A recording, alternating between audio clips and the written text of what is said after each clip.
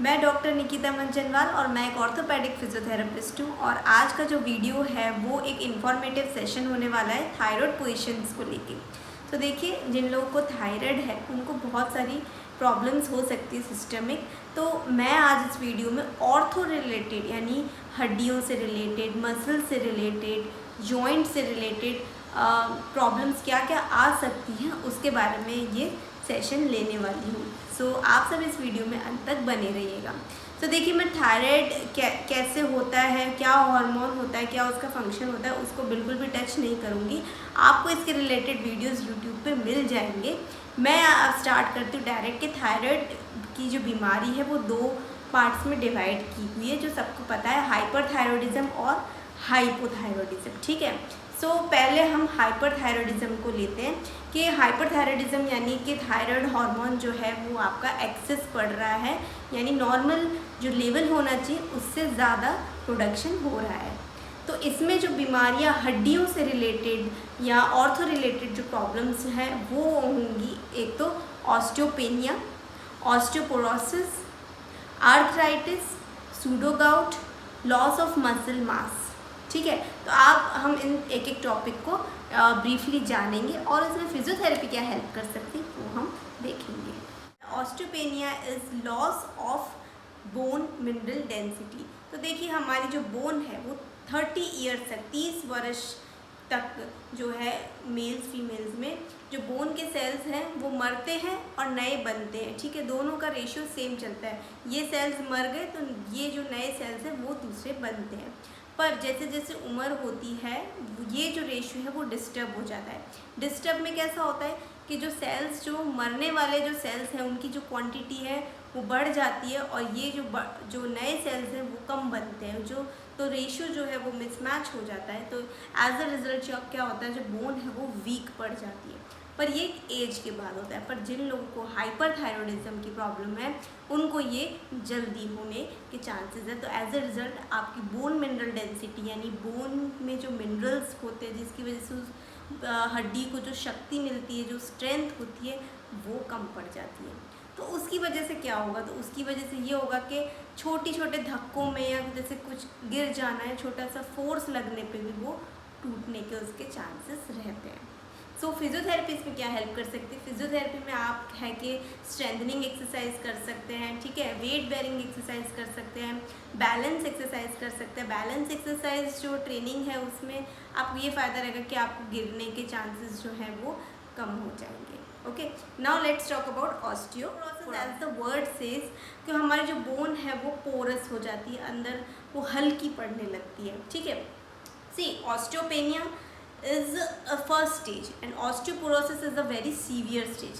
Severe stage में कैसे, osteoporosis में जैसे किसी ने छींक खाई तो हड्डी फ्रैक्चर हो गई। ठीक है, या जैसे आप बैंड हुए तो बैक की बोन है वो फ्रैक्चर हो गई। बस इतनी छोटी छोटी एक्टिविटीज़ में ही जो है बोन्स जो है वो फ्रैक्चर हो जाती है, वो टूट जाती है।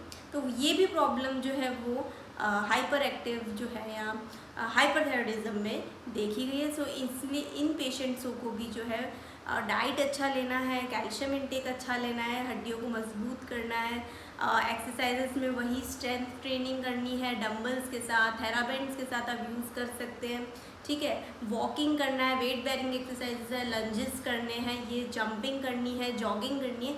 ये सारी आप धीरे धीरे जो एक्सरसाइजेस हैं वो स्टार्ट कर सकते हैं और आपकी हड्डियों का मजबूत बना सकते हैं। चलिए बढ़ते हैं आगे। अगली कंडीशन के साथ बढ़ते हैं जो है लॉस ऑफ मसल मास। तो मसल मास यानी मसल का गर्थ, मसल की जो शक्ति होती है, जो उसका कंटूर होता है, वो जो है वो लॉस हो जाता है। इसीलिए हाइपरथायरॉयडिज्म वाले पेशेंट्स में पतला होने की प्रॉब्लम होती है। वो लोग पतले रहते हैं। पतले क्यों रहते हैं?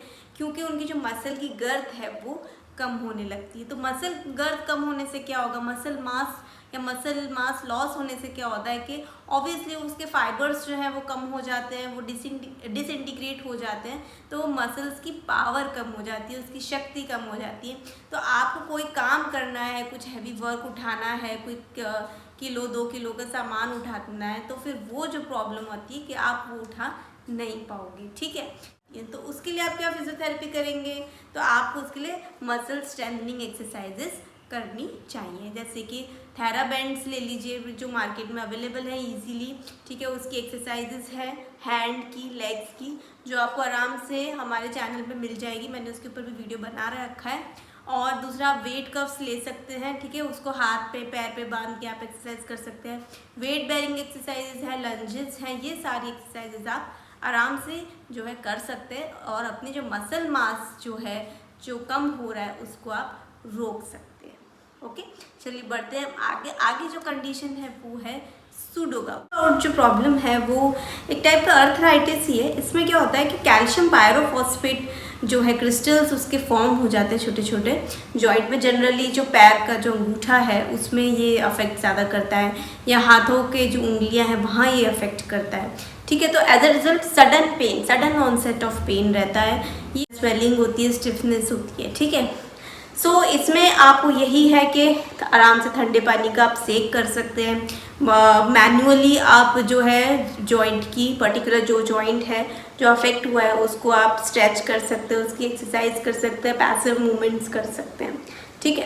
तो चलिए हम बढ़ते हैं नेक्स्ट सेक्शन की ओर, जिसमें हम बात करेंगे हाइपो एक्टिव थायराइड या हाइपोथायरॉयडिज्म जिन लोगों को है उनको कौन सी तकलीफ़ें आ सकती हैं।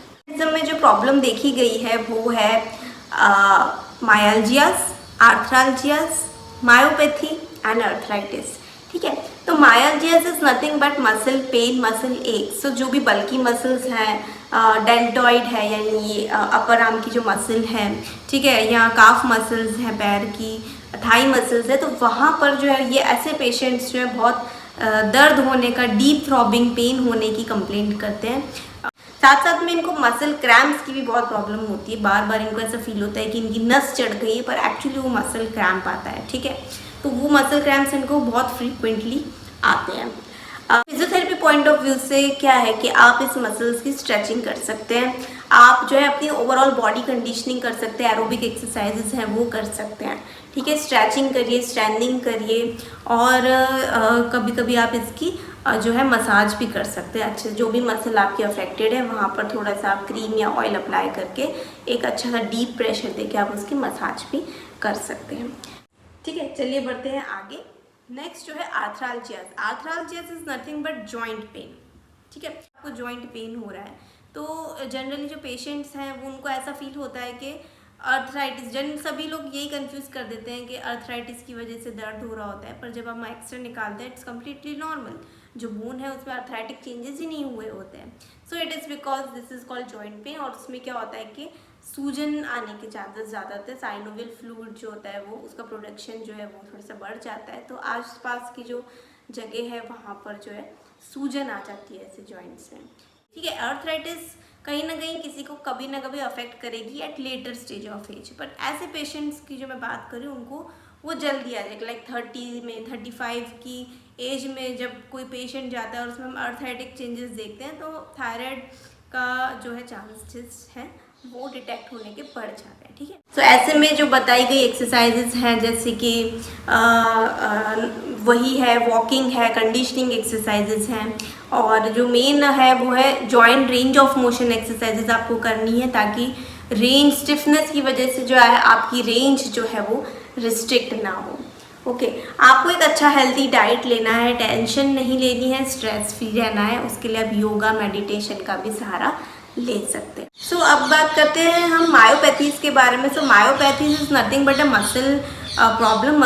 मसल जो मास है, मसल बल्क है वो कम होने लगता है ऐसे, और जो मसल वीक पड़ जाती है, कम होने से ज़्यादा है कि वो मसल्स जो है वो वीक पड़ जाती है, वो स्टिफ पड़ जाती हैं। सो एज अ रिजल्ट आपको एक्टिविटीज़ ऑफ डेली लिविंग करने में थोड़ी सी दिक्कत आ सकती है।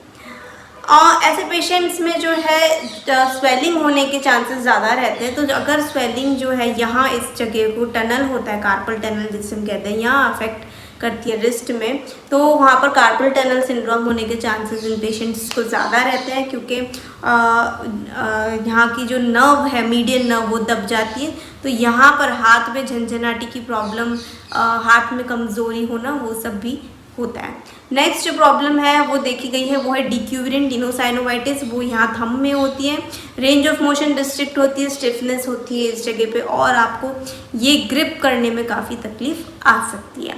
और भी काफ़ी कंडीशंस हैं जैसे कि टेनिस एल्बो है, गोल्फर्स एल्बो है, शोल्डर में अधेसिव कैप्सुलाइटिस, ये सारी कंडीशंस आपको हाइपोथायरॉयडिज्म पेशेंट्स में देखने को मिल सकती है। सो अगर आपको ये वीडियो है अच्छा लगा हो, इन्फॉर्मेशनल लगा हो, तो आप प्लीज़ इसे लाइक करिएगा और जिन लोगों को थायराइड प्रॉब्लम है आपकी फैमिली में, फ्रेंड्स में, उनसे आप ये शेयर भी ज़रूर करेगा। और कोई भी आपको कमेंट हो, कोई क्वेरी हो, कुछ आप पूछना चाहते हो तो नीचे आप ज़रूर लिखिएगा। चैनल पर नए हैं तो सब्सक्राइब कर दीजिएगा। मिलते हैं अगले वीडियो में, तब तक के लिए